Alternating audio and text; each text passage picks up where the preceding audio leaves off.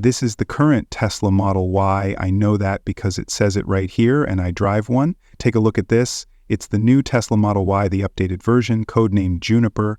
You might have already seen some images of this as it was initially unveiled in China and Australia, but it has finally arrived in Europe and the UK, launching today as I'm recording this, starting at just over PS 600, 0.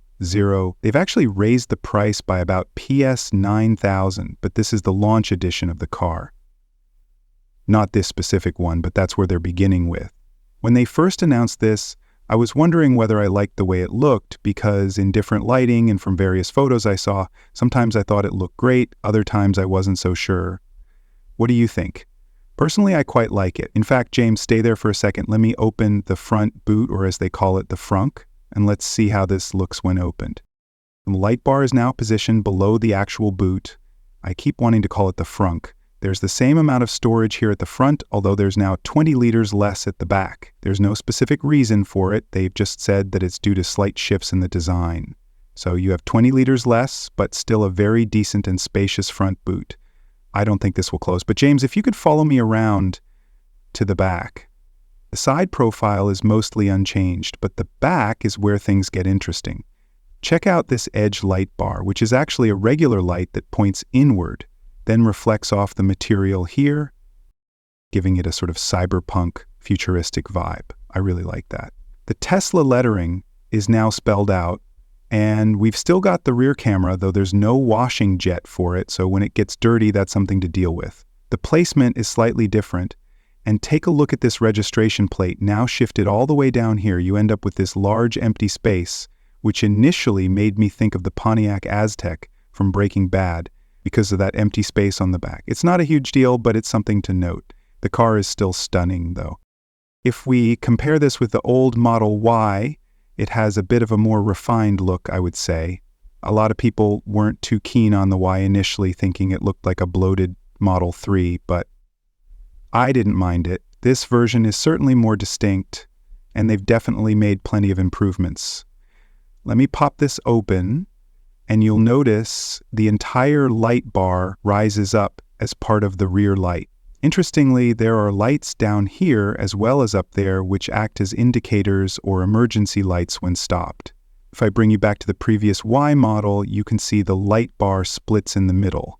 Looking back at the new model, the storage capacity has been reduced by 20 liters, but it's still a pretty decent size. And now the second row seats come with power adjustments. You can move them up or down with just a button, which is a nice touch. Before, you had to pull levers, and the headrest would sometimes get stuck if the front seat was in the way. Now the front seat moves automatically to accommodate the rear seat adjustment. I also like how spacious the underboot is, and there's a little cubby for the parcel shelf which fits in nicely with some magnets to keep it in place. It's a really generous boot size, and I'm planning to use it for glamping this year, getting a mattress for some comfort rather than camping out. And hopefully the improved acoustics and reduced solar gain will make it even better. I'm getting too old for roughing it. One of the first things you'll notice is the front and rear light bars, and Tesla has redesigned the tires. These are 19-inch, but the launch edition will have 20-inch rims. The side profile is still largely the same, though when I opened and closed the door, it had a much heavier, more solid sound similar to the Model 3 Highland. That's because they've improved the acoustics in this car. I don't think it's the glass that's chunkier, but they're calling it acoustic glass, and it gives the car a more solid feel when you close it. It almost feels like there are ghosts inside the car because it's so quiet. This is the first time I've sat in it, and it's noticeable. Inside, it's very similar to the Model 3 Refresh Highland with an ambient light bar around the front and a full RGB color wheel. So now if you want, you can go for orange, blue, or purple, which is exactly what tech enthusiasts love. I'm just hoping that doesn't make the car too flashy for some people's taste. I haven't seen it reflected on the windshield, which is good, but I think the Model 3 Highland does show a slight reflection of the light bar. So far, though, I haven't noticed anything like that in this one, which is a plus. The center screen is a bit slimmer now, and there's this nice graphic of the car where you can remotely open the boot or frunk, or use the camera to check the front. Speaking of cameras, there's a new front camera that comes with a washer, which I'm really glad about. It sprays that way, not toward me, though it does make it look like the car's been in a little accident. But why doesn't the rear camera have one? That one gets dirty all the time, and it would have been nice to have a washer for that too. Still, there are 4 cameras for self-driving, but no changes to that for now. They've hinted at future updates that might improve it, but for now it's helpful for parking. The hardware and chip are the same as in the Model 3, so essentially it's just a larger version of that car. What's interesting, though, is that unlike the Model 3 Highland, this version has a stalk for the indicators. They took it away, and now they've brought it back. It might sound strange, but having it back is a good thing, especially in places like the UK and Europe, where roundabouts are common, and having it on the steering wheel just doesn't work for everyone.